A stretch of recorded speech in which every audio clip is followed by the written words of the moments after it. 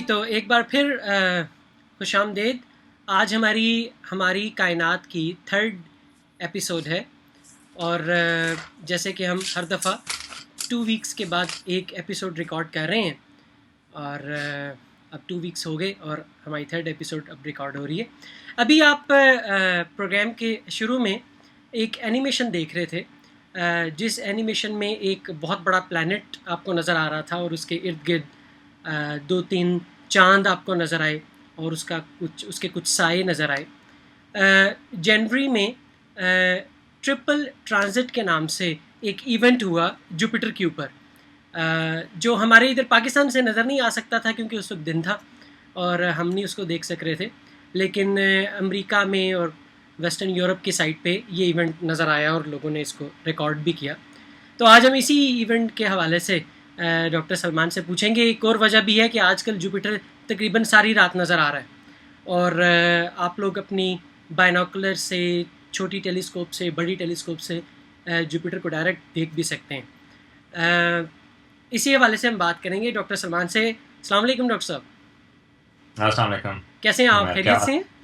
बिल्कुल खैरियत से। तो डॉक्टर सलमान, ये ट्रिपल ट्रांजिट जो है ये जुपिटर पे हुआ, पहले तो ये बताइए कि ये क्या चीज़ है और ये इतना स्पेशल इवेंट क्यों है? तो ये जो ट्रिपल ट्रांजिट है, ये एक तरह से एक सिंपल वो जो लफ्ज़ हैं उसके हिसाब से ये है कि जो चांद हैं जुपिटर के, और ये जुपिटर के बहुत सारे चांद हैं। अच्छा। तकरीबन आखिरी काउंट तक जो मैंने देखे थे वो तकरीबन 62 तो थे। अच्छा। ठीक है, लेकिन उसमें से जो 4 चांद हैं जो सबसे बड़े जुपिटर के, और उनकी अक्सर हम बात करते हैं, उनको हम गैलीलियन सैटेलाइट्स भी कहते हैं, और अभी हम उसकी बात करेंगे कि क्यों और उसकी हिस्ट्री में इंपॉर्टेंस क्या है और ये वो। ठीक है। लेकिन अभी जो ट्रिपल ट्रांजिट था उसमें था कि वो जो 4 गैलीलियन सैटेलाइट्स हैं, आयो, यूरोपा, गैनीमीड और कैलिस्टो, उनमें से 3, गैनीमीड के अलावा बाकी जो 3 हैं वो हमारे और जुपिटर के बीच में से हमें नजर आए। तो जब हम यहाँ से तस्वीरें ले रहे थे, और हबल स्पेस टेलीस्कोप ने एक्चुअली जो एनिमेशन है वो हबल स्पेस टेलीस्कोप की है, वो आप देख सकते हैं कि किस तरह से वो चांद जो हैं वो जुपिटर के ऊपर हमें नजर आ रहे हैं, हमारे और जुपिटर के बीच में। तो ये ट्रांजिट है बेसिकली अच्छा। चांदों की। अच्छा, तो ये क्या कभी कभार नज़र आता है जो इसकी इतनी हाइट थी? अनयूजुअल है, क्योंकि वैसे तो ट्रांजिट जो है वो होते हैं एक आध चांद के तो काफी होते हैं, लेकिन 3 चांद के जो हैं हमें नजर आ रहे हैं वो एक रिलेटिवली रेयर इवेंट है। अच्छा। एक तरह से उसकी बहुत ज्यादा साइंटिफिक वैल्यू तो नहीं, ये नहीं कि वो अलग से एक बहुत ज्यादा साइंटिफिक वैल्यू, बट रादर एक ये वैल्यू इस हिसाब से है क्योंकि जुपिटर इंपॉर्टेंट है, अगेन हिस्ट्री में इंपॉर्टेंट है, और फिर ये जो चांदों का ट्रांजिट है वो हम यहाँ पे टेलीस्कोप से, छोटी टेलीस्कोप से भी देख सकते हैं। और आजकल जो है जुपिटर मौजूद है, आप उसमें ये जो चांद हैं आप उसको देखेंगे कि वो जुपिटर के साथ, अगर आप पूरी रात ऑब्जर्व करें जुपिटर को, तो उसके जो चांद हैं, ये बड़े वाले चांद, 4 चांद जो हैं वो आपको मूव होते हुए नजर आएंगे। और तो उस हिसाब से ये एक ज़बरदस्त चीज़ है कि आप इतनी दूर से एक आप टेलीस्कोप से आप चीज़ें जो आप नेकेड आई से नहीं देख सकते वो आपको वहाँ पर नजर आ रही हैं। और फिर वो जो 3 उसके चांद हैं वो आपको जुपिटर के ऊपर नजर आते हैं। आई मीन वैसे बगैर टेलीस्कोप के तो वो खाली एक सितारा से ही नजर आता है, लेकिन टेलीस्कोप के साथ आपको छोटा सा आपको एक डिस्क नजर आएगी। तो बेसिकली वो 3 जो हैं वो उसके ऊपर, जुपिटर के ऊपर नजर आएंगे। तो that's why it's important, that's why it's इतना अच्छा लगता है। अभी आपने कहा कि ये गैलीलियन मून्स कहलाते हैं।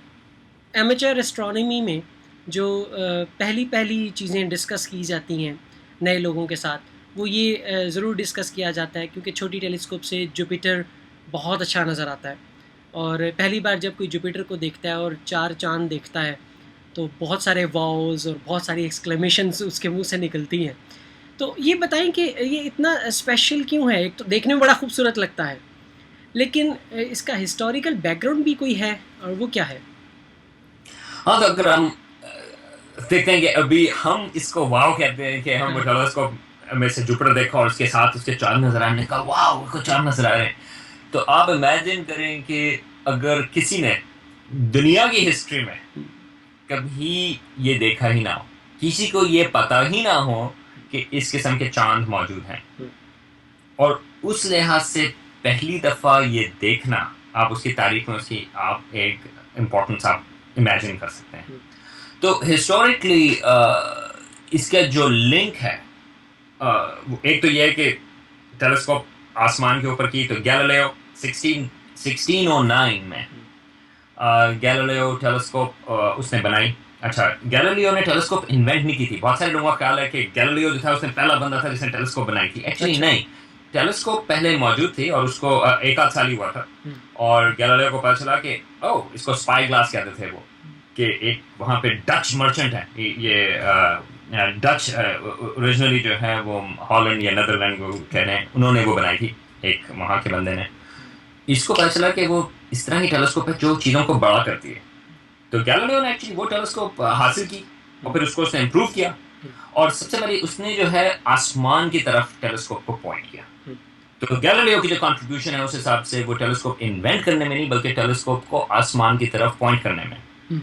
अच्छा, उससे गैलीलियो से तकरीबन कोई 50 साल पहले, 60 साल पहले कोपर्निकस ने ये आइडिया दिया था कि ज़मीन जो है वो सूरज के गिर्द घूम रही है।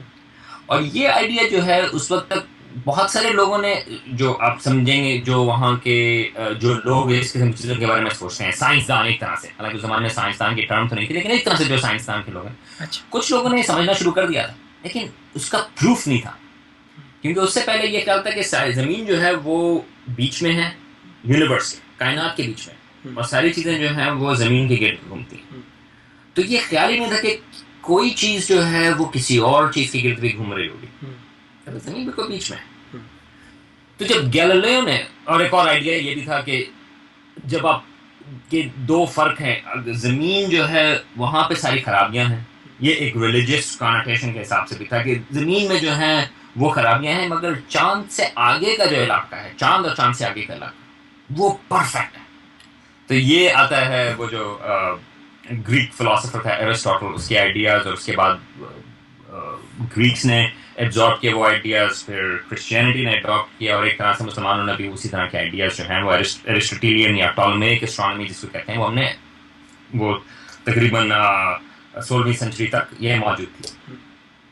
तो जब गैलीलियो ने टेलीस्कोप ऊपर की तरफ पॉइंट की, तो उसको एक चीज़ तो नजर आई कि चांद के ऊपर जो है वो स्मूथ होने चाहिए थे, लेकिन चांद के ऊपर खड्डे नजर आए, ठीक है, जिसको आप हम कहते हैं कि वो क्रेटर्स हैं, मगर वो तो थोड़े बहुत फिर भी नजर आते थे। मैं सूरज की तरफ पॉइंट किया तो उसमें सनस्पॉट्स नजर आए। सूरज जो है वो तो एक तरह से परफेक्ट चीज थी, सूरज तो हमें सारी जिंदगी भी देता है, लेकिन उसके ऊपर वो जो सनस्पॉट्स नजर आ रहे हैं, अच्छा, कहा कि हेवंस जो हैं उस हिसाब से वो परफेक्ट नहीं। लेकिन जो सबसे बड़ी चीज थी उसमें वो ये थी कि जब उसने जुपिटर की तरफ टेलीस्कोप की तो उसको ये चार सितारे नजर आए जुपिटर के बराबर में, और उसने पूरी रात को ऑब्जर्व किए, 2 रातों को ऑब्जर्व किए, और उसने देखा कि वो आहिस्ता आहिस्ता मूव कर रहे हैं, पोजीशंस जो हैं उनको चेंज कर रहे हैं। और 2 रातों के बाद, और इनफैक्ट अभी मैं एक लेक्चर में गया था 2 हफ्ते पहले, वहाँ पे एक हिस्टोरियन है और उन्होंने गैलीलियो की नोटबुक्स देखी हैं, और उन्होंने पिन पॉइंट किया है उस वक्त गैलीलियो जुपिटर की पोजीशन और उनके चांदों की पोजीशन, और जुपिटर और जो गैलीलियो के नोट्स हैं उस हिसाब से उन्होंने ये पिन पॉइंट किया है कि क्या वक्त था, अच्छा, कौन सा दिन था, अच्छा, जिस वक्त पहली दफा गैलीलियो को ये पता चला, ये उसने अखज़ किया कि ये चांद जो हैं वो जुपिटर के गिर्द घूम रहे हैं। ठीक है, तो ये एक बड़ी डिस्कवरी है। ठीक है, अच्छा सोचेंगे अब तक आपका ख्याल है कि सारी चीजें जो है वो जमीन के गिर्द घूमती हैं, या जमीन इंपॉर्टेंट है, या चले अगर गैलीलियो के ख्याल में ये भी था, उसने कोपर्निकस की बात उसने माननी शुरू कर दी थी कि सूरज बीच में, लेकिन अचानक से ये पहली दफा पता चल रहा कि इन चीजों को छोड़ दें, जमीन और सूरज को छोड़ दें, ये एक जुपिटर जो एक सैयारा है उसके गिर्द चीजें घूम रही हैं, हम हमारे गिर्द नहीं घूम रही, सूरज के गिर्द नहीं घूम रही, बल्कि ये जो एक छोटा सा सैयारा हमें नजर आ रहा है आसमान पे, उसके गिर्द उसके अपने सितारे हैं। एक तरह से उसको नहीं पता था कि ये चांद है, बाद में उसको पता चला। तो ये एक लिहाज से इंपॉर्टेंट चीज थी कि पहली दफा एक सॉलिड एक एविडेंस है कि चीजें जो है वो सारी जमीन के गिर्द नहीं घूमती। ये डेफिनेटली चाहे जमीन बीच हो या ना हो, इसको भी छोड़ना, हमें ये पता है कि कम अज कम जुपिटर के गिर्द उसकी अपने चांद हैं जो उसके गिर्द घूम रहे हैं। ठीक है। और ये जो 4 बड़े चांद हैं, और ये चीज़ जो है ये आप किसी छोटी टेलीस्कोप से आज भी कर सकते हैं। तो ये एक एमेचर एस्ट्रोनॉमी के लिहाज से ये चीज़ है कि आप गैलीलियो की जो डिस्कवरी आप उसको इमेजिन करें। आई मीन हम ये देख सकते हैं, हम उन चांदों को मूव करते हुए देखते हैं, लेकिन आप इमेजिन करें कि अगर आज तक ज़मीन की हिस्ट्री में किसी इंसान ने आज तक वैसी चीज़ नहीं देखी थी, ये आपको एक एक्साइटिंग चीज़ है। तो उनको हम जो 4 चांद हैं बड़े, गैलीलियो ने तो उनका नाम कुछ और दिया था, वो इसकी वजह थी क्योंकि उसकी जो तनख्वाह थी वो मेडिची खानदान है इटली का, वो उसको देता था। तो उसने जो है उन चांदों के नाम जो मेडिची जो उसके पेट्रन थे उनके बच्चों के नाम कर दिया। लेकिन अगर आप एक और हिसाब से देखें तो किसकी बातें आपको याद होती हैं? मेडिची के पास पैसे थे, मेडिची का खानदान था। आप मुझे बताएं, आपको किसी एक उसके बेटे का भी नाम याद है या मेडिची के वालिद साहब का नाम याद है? नहीं। लेकिन गैलीलियो का नाम आपको याद है। तो आज जो हम उन चांदों को कहते हैं वो गैलीलियन मून्स कहते हैं, जो 4 बड़े चांद हैं। और हर चांद जो है वो अपनी एक खसूसियत रखता है और बड़ी इम्पोर्टेंस रखता है। अच्छा, ये बताएं, एक सवाल जो अक्सर जहन में आता है कि हमारे निज़ाम शमसी में 8 या 9 सैयारे हैं, तो तो जुपिटर सबसे बड़ा है सूरज के बाद। क्या वजह है कि जुपिटर साइज़ में इतना बड़ा होता चला गया और सैयारे जुपिटर की तरह बड़े नहीं हुए, ज़मीन जुपिटर की तरह बड़ी नहीं हुई?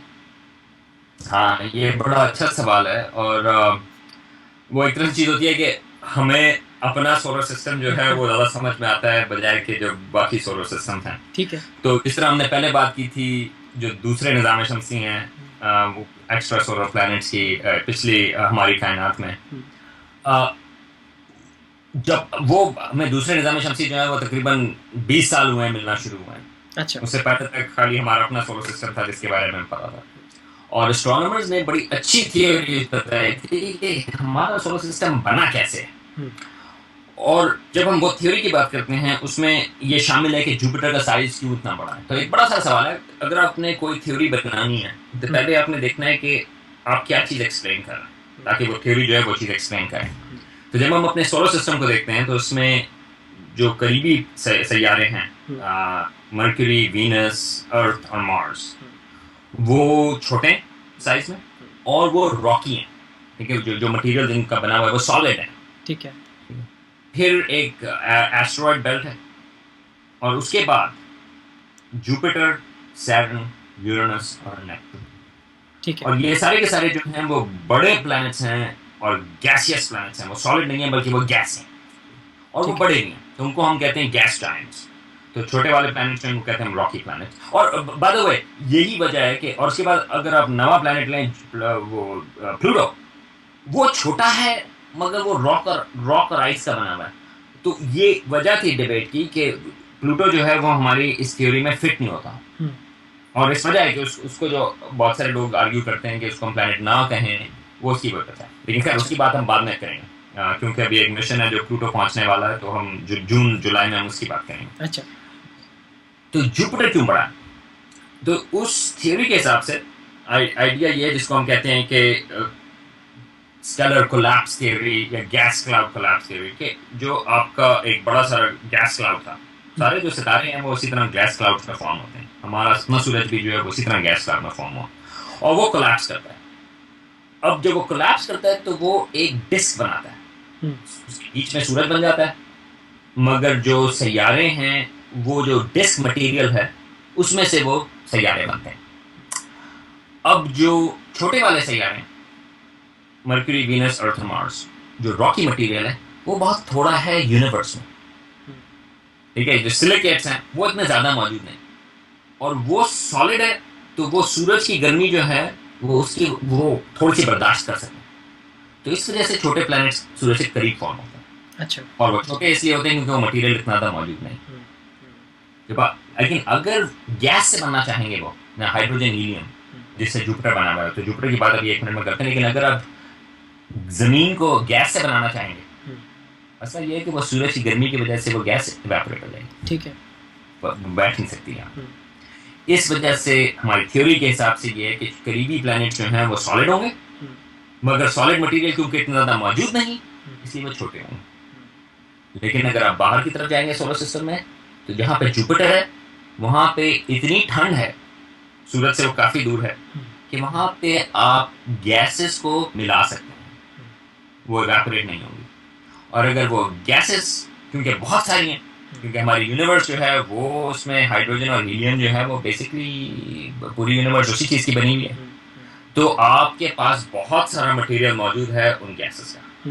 तो इस वजह से जुपिटर जो है वो बहुत बड़ा है, क्योंकि वो दूर है, वहाँ पे गैसेस कंडेंस हो सकती हैं और बहुत सारी गैसेस मौजूद हैं। और जुपिटर के बाद सैटर्न, वो भी बहुत बड़ा है, तकरीबन जुपिटर जितना। ठीक है। फिर सवाल ये थे यूरेनस और नेपट्टून क्यों छोटे हैं?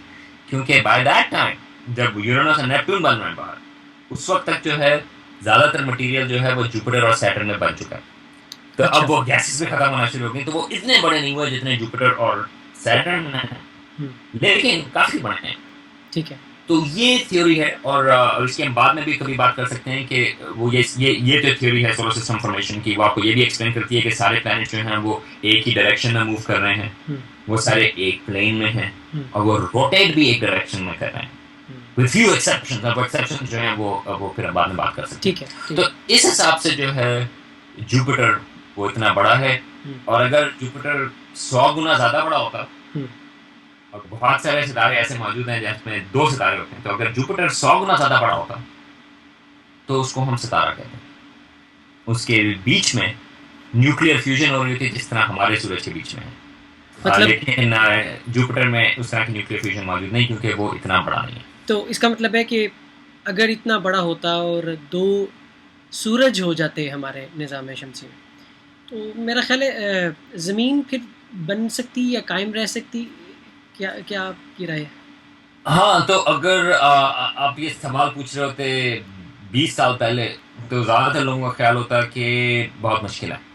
अच्छा। क्योंकि 2 सितारों की वजह से आपके जो प्लैनेट है वो एग्जिट हो जाएगा या मुख्तलिफ चीज़ें हो जाएंगी। अच्छा। लेकिन अब पता ये चल रहा है कि पहली बात तो ये है कि तकरीबन आधे सितारे जो हैं हमारी अपनी गैलेक्सी में या यूनिवर्स में, एक हिसाब से अगर आप उसको जनरलाइज करें, तो बाइनरी स्टार्स हैं, एटलीस्ट बाइनरी, एक से ज़्यादा है, मतलब कि एक से ज़्यादा है। ठीक है, तो ये एक काफ़ी कॉमन चीज़ है। लेकिन अब जो एक्स्ट्रा सोलर प्लैनेट्स डिस्कवर हो रहे हैं उसमें बहुत सारे जो हैं वो बाइनरी स्टार से गिरती हैं, तो इसका मतलब ये है कि ज़मीन हो सकती थी उसके बावजूद वो एक को ऑर्बिट कर रही होती, 2 को ऑर्बिट कर रही होती, वो एक अलग सवाल है, क्योंकि आप एक के गिर्द भी ऑर्बिट कर, जिस तरह गैलीलियन मून्स हैं, राइट, वो खाली जुपिटर के गिर्द घूम रहे हैं। एक तरह से आप उसको बड़ा करें तो उसके गिर्द अपनी चीज़ें हो सकती हैं, और ये भी हो सकता है कि आप दोनों सितारों को बड़े ऑर्बिट से कर रहे हैं, ठीक है। तो मुख्तलिफ किस्म के ऑर्बिट्स उसमें बन सकते हैं। और ये भी पता चला कि मुख्तलिफ बाइनरी या ट्रिपल स्टार सिस्टम्स के गिर्द प्लैनेट्स मौजूद हैं। ठीक है। मगर एक चीज़ हमें शुक्रिया जो जुपिटर का करना ज़रूरी है, मेरा ख्याल है कि इससे पहले कि हम ये हमारी कायनात ख़त्म करें, एक हमारी तरफ से जो है जब आप देखें जुपिटर को टेलीस्कोप से, तो एक थोड़ा सा शुक्रिया भी कर दें, क्योंकि जुपिटर बड़ा है और बहुत सारे जो कॉमेट्स और एस्टेरॉइड्स, खासकर कॉमेट्स, बल्कि कॉमेट्स में कहूँगा कि जो बाहर से आते हैं वो ओर्ट क्लाउड में हैं। अगेन कॉमेट्स की बात हम कभी फिर और इसी से बात करेंगे। बहुत सारे जो है वो सोलर सिस्टम के अंदर की तरफ आते हैं, और इनफैक्ट डायनासोर जो हैं उनका इंतकाल, हमारा ख्याल ये है कि गालिबन एक कॉमेट की वजह से ही हुआ था। हम इस वक्त बात इसीलिए कर रहे हैं क्योंकि डायनासोर का इंतकाल हुआ, तो एक तरह से अच्छी बात थी। लेकिन अगर आज कोई कॉमेट आके टकराए तो फिर हमारी बात ज़रा ख़त्म हो जाएगी। लेकिन जुपिटर जो है वो हमें प्रोटेक्ट करता है एक हिसाब से बहुत सारे कॉमेट्स के अंदर आने की वजह से, क्योंकि जब कॉमेट्स आना शुरू होते हैं तो बहुत सारे जो हैं वो जुपिटर पर जाकर टकरा जाते हैं, या जुपिटर की ग्रेविटी जो है उनका कॉमेट ऑर्बिट डिस्टर्ब करती है और उनको सोलर सिस्टम के बाहर भेज देती है। और हमने 1994 में एक कॉमेट को क्रैश होते हुए देखा था जुपिटर पर, कॉमेट शूमेकर लेवी 9। अच्छा। वो एक्चुअली लाइव टेलीस्कोप से हमने देखा था, वो क्रैश हुआ था, वो आई थिंक जुलाई में क्रैश हुआ था। वो कॉमेट के टुकड़े हो गए थे, तकरीबन आई थिंक 21 टुकड़े थे, और वो एक एक करके जो है वो जुपिटर के ऊपर वो टकराए। तो वो हमने लाइव वहाँ पे देखा कि कॉमेट जो है वो जुपिटर के ऊपर क्रैश हो रहा है। अगर उसके समय कॉमेट ज़मीन के ऊपर क्रैश होता है आज हम ये बात नहीं कर रहे हैं। अच्छा। अच्छा इसका मतलब है कि हम यहाँ पे होंगे ही नहीं। अच्छा। तो आपका मतलब है कि जुपिटर कॉमेट्स को अपनी तरफ ले जाता है, और हमारी तरफ अगर कॉमेट्स ने आना है तो उनकी तादाद कम हो जाती है शायद। बिल्कुल, तो हमारी तादाद कम हो जाती है, और कुछ जो है वो अपनी तरफ हो जाता है, और कुछ को उनकी इसकी ग्रेविटी जो है वो डिसरप्ट कर देती है, तो वो सोलर सिस्टम के बाहर चले जाते हैं। अच्छा। लेकिन अंदर नहीं आते फिर वो, क्योंकि वो तो सूरज की ग्रेविटी की वजह से अंदर आ रहे हैं, हम्म। अगर ऑर्बिट डिस्टर्ब हुआ। हम्म। मगर सूरज की जो जुपिटर की जो ग्रेविटी है वो कुछ कॉमेट्स के ऑर्बिट को डिस्टर्ब करती है कि वो अंदर की तरफ नहीं आते। तो एक लिहाज से वो एक इम्पोर्टेंस है।